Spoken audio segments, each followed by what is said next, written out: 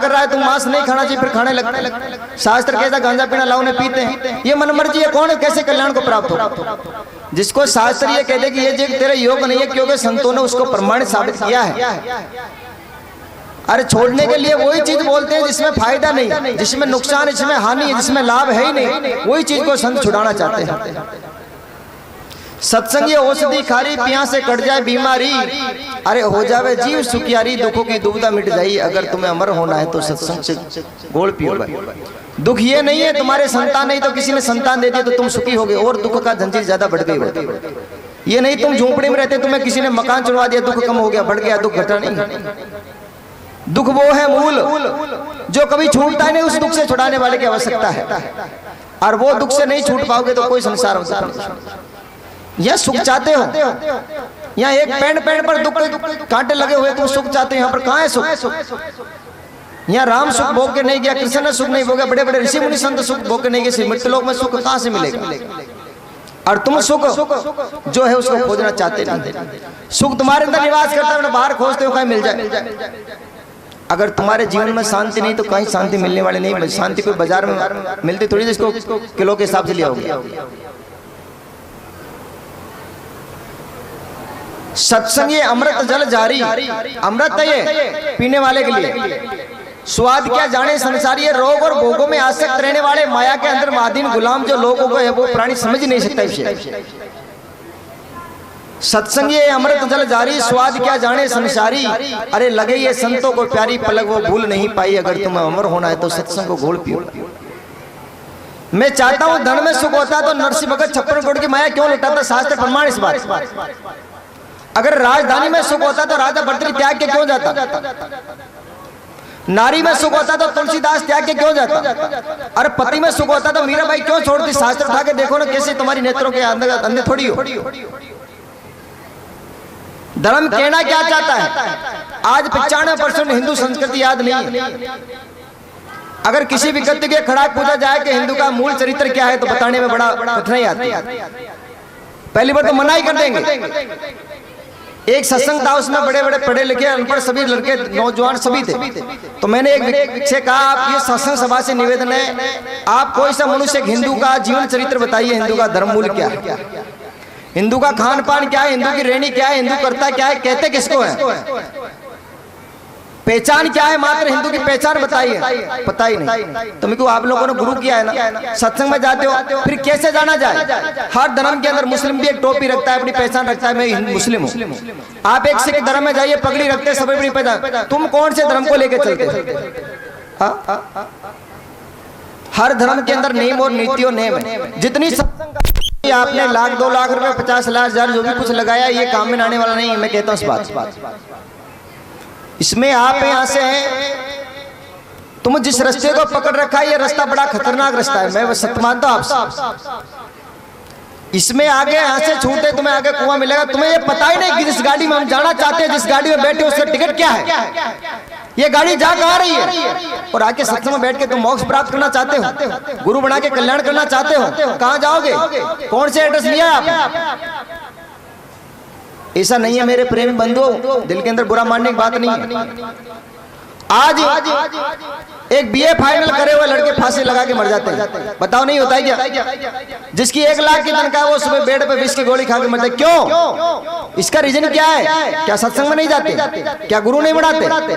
Reason ये है शिक्षा उनको पढ़ा के लिखा के, तो उन्हें पढ़ाया लिखाया पर संस्कार नहीं दी, इसलिए वो ऐसा होता है। अगर किसी मनुष्य को विदेश भेजा जाए, उसको विदेश का कानून याद नहीं हो रहा, वो गलत करेगा तो बचाओ बचेगा, मरेगा बताओ क्या करेगा? ये है हमारे भारत की संस्कृति। आजकल तालियां पीटते, हर कोई बात पर ताली पीटते, सत्संग में ताली पीटने लग जाते हैं, नाचने में ताली पीटने लग जाते हैं। ये हिंदू धर्म की संस्कृति है क्या? शास्त्रों में पढ़ा आपने कभी ताली बजाने? कौन सी संस्कृति को लेकर चलते हैं आप लोग? हमारे संस्कृति में मात्र जय बोलने का घोषा है। कोई से शास्त्र को उठा के देखो, जय बोलना उसमें लाओ, बड़ी ताली पीटना लाओ नहीं। जो संता है तो नेता है तो ताली पीटना, ये कौन सा खेल है? कौन सा धर्म है ये? इसी का नाम सत्संग नहीं कहते। सत्संग का अर्थ होता है जीवन का बदलाव हो जाना। अरे नहीं, आज 95% तो इस बेस में भी धन के 5 दिन हो चुके हैं। आज हमारे दिन में भी चर्चा चल रही थी आज कहते महाराज संत प्रवचन ज्यादा खुल के क्यों नहीं बोलते? कैसे बोलेंगे जब धन के अधीन हो जाता तो कोई नहीं बोल सकता। इस धन की जीवन की गुलामी सबसे बड़ी खतरनाक।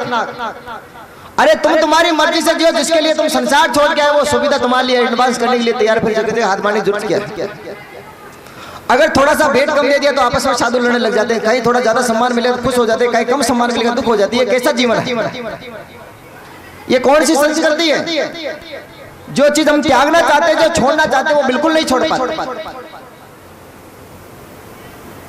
मेरे सजनों, आप चाहे बड़ा आडंबर जनाने की जरूरत नहीं है, आप ये चाहे टीवी चैनल लगाने की सत्संग सुनाने की जरूरत नहीं है, चाहे घर में बैठ के 5 आदमी सत्संग कर सकते हो सकता है।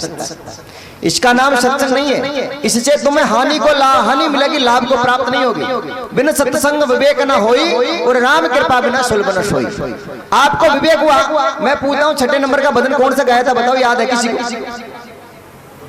ताली तो लगा रहे थे, दम चल रही थी, बहुत स्पीड बना रखी थी। नौजवान भाई भी लगा रहे थे, बहुत स्पीड से लग रहा था जाने साक्षात मेरे से लगा। बहुत जिज्ञासु ऊंचे लोग। ऐसा नहीं है सज्जनों, कुछ एक बात को भी जीवन में उतारो, कम से कम एक बात भी जीवन में उतारोगे तो महीने की 30 बात उतरती है मनुष्य।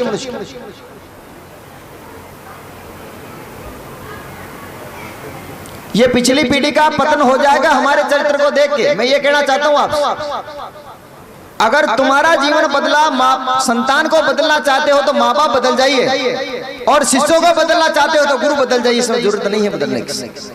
ये पूरा संसार दोनों के अंडर में है। आध्यात्म की दुनिया गुरु के अंडर में है और संसार की दुनिया माता पिता के अंडर में है। इससे अलावा कोई दूसरा तीसरा डिपेंडमेंट हुआ ही नहीं है। सत्संग ये रणभूमि भारी है, रणभूमि है, वीरों का काम है, कायर मनुष्य भर्ती नहीं लिए जाते। सत्संग ये रणभूमि है भारी, आवे कोई सूरा बलधारी। अरे संशय शोक, संशय कहते हैं भूल को, शोक कहते हैं दुख को। संशय शोक भय को निवारी, निर्भयता जीवन में छाई। जिसके जीवन में सत्संग उतर गया उसके क्षण भंगु भी भय प्रकट नहीं हो सकता।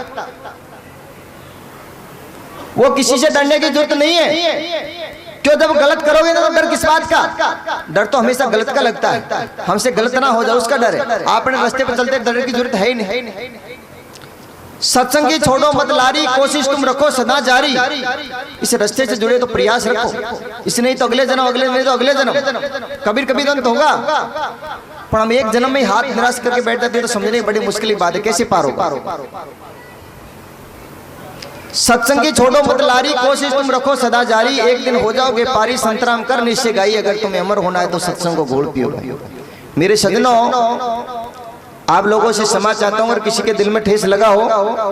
जो शास्त्र जो कहना चाहता है, बड़े भाग मानुष तन पावा, सुर मुनि जन सदग्रंथ तन गावा। ये नहीं कहा कि बड़े भाग ब्राह्मण तन पावा, बड़े भाग क्षत्रिय तन पावा, बड़े भाग ऊंट तन पावा, बड़े भाग घोड़े तन पावा। ऐसा नहीं है। साधन धाम मोक्ष कर द्वारा पाया स्वयं परलोक सुवारा। ये मानुष्य ना मोक्ष का साधन है, ये मानुष कल्याण का साधन है, मानुष भले का साधन है, मानुष पुण्य और पुरुषार्थ का साधन है। अगर इस योनि में चेत नहीं पाए तो कोई योनि चेतने की मिलने वाली है नहीं। अरे ताकतवर तो योनि एक से एक बड़े, सिंह भी ताकतवर है, हाथी भी ताकतवर, और भी जानवर ताकतवर, पर विद्वान और विवेकवान और श्रेणीवान, विचारवान, बुद्धिवान एक मनुष्य है, बाकी और किसी के अंदर। ये जितना आडंबर बनाया ये सब मनुष्य की देन है। तो मेरे सज्जनों, जातक पहली बार तो दुर्व्यसनों का त्याग करो। ये चाय हमारे भारत में कहीं नहीं थी, ठीक है? आज से 500 वर्ष पहले कोई इतिहास में चाय नहीं थी। अंग्रेज आए, ये जहर डाल के आज इसको बड़ा प्रेम से पीने, सब लोग पी रहे। 9 साल का बच्चा, 5 साल का बच्चा, 3 साल का, 60 साल का, 100 साल का, सब पीते। और ये जीवन का सबसे बड़ा खतरा है। शास्त्र कहता है कि 25 साल से 7 साल की उम्र से लगाकर 40 साल तक तो बच्चों को चाय पीना बिल्कुल ही अलाउ नहीं है। और आजकल के जो नौजवान लड़के हैं ना, इनकी तो आंखों के अंदर जोश नहीं आ जाती, सुबह चाय नहीं पीते। जितने जो नए जो युवा पीढ़ी है ना, जितने जो इतनी ये युवा पीढ़ी बिगड़ने का कारण क्या है? हमारा जैसा घर में बनेगा वैसा खाएंगे। हाँ, अगर किसी मनुष्य के घर में मान लो शराब का ही ठेका हो तो बच्चे क्या दारू दूध थोड़ी पिएंगे? वो तो वही जो माँ बाप बनाएंगे वही करेंगे।